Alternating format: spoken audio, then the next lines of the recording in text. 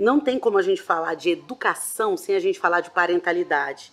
Porque educação e parentalidade estão ligados a uma coisa, a um objeto, que se chama pessoa. É uma pessoa.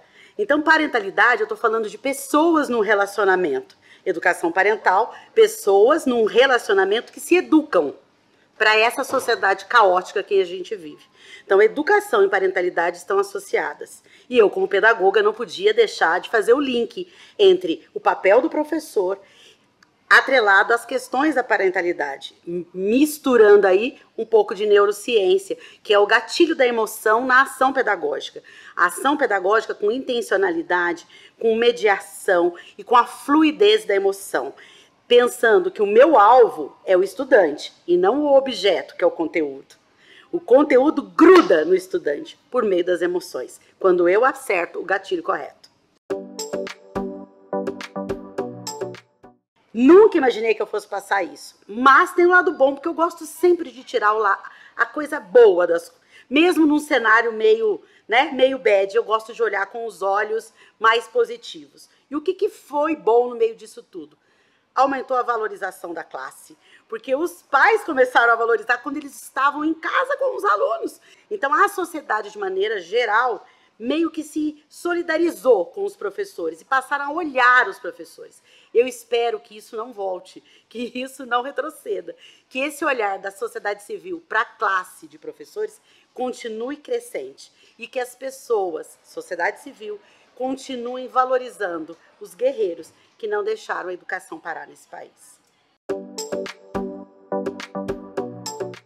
A neurociência veio nos mostrar uma coisa que a gente já tinha ouvido falar, mas a gente não tinha tanta base científica, que foi a questão da neuroplasticidade cerebral. Ou seja, que nós somos capazes de aprender, todo indivíduo é capaz de aprender. Né? E eu gosto muito de uma frase do Feunster que diz: a criança é do tamanho da esperança do professor depositada nela. Então, o tanto que a gente espera, o tanto que a gente investe, o nosso olhar, e isso é neurociência pura, de expectativa em cima daquela criança, ou daquele ser aprendente, que pode ser um adolescente, pode ser um adulto, isso motiva, isso valida as ações pedagógicas. Então, eu não consigo conceber hoje educação sem base na neurociência. E a gente precisa estimular políticas públicas de formação de professores pautados na neurociência. Primeiro, que existe lacuna, já existia, aumentou, porque nós já tínhamos lacuna. Antes da pandemia, os nossos índices, no PISA, por exemplo, já eram catastróficos. Se a gente continuasse do jeito que nós estávamos, a gente só ia atingir um patamar médio em 2060.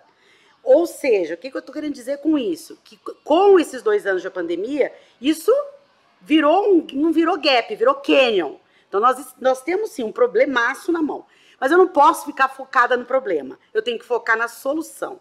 E qual é a solução? A solução perpassa por acolhimento. E acolhimento desses estudantes com as suas demandas. Muitos estão voltando traumatizados, com dores, perderam avós, perderam pais, tiveram conhecidos, né? A família teve essa coisa muito envolta no meio da morte, e isso causa um peso, inevitavelmente. Então, primeiro precisamos passar pelo acolhimento dos nossos professores, inclusive.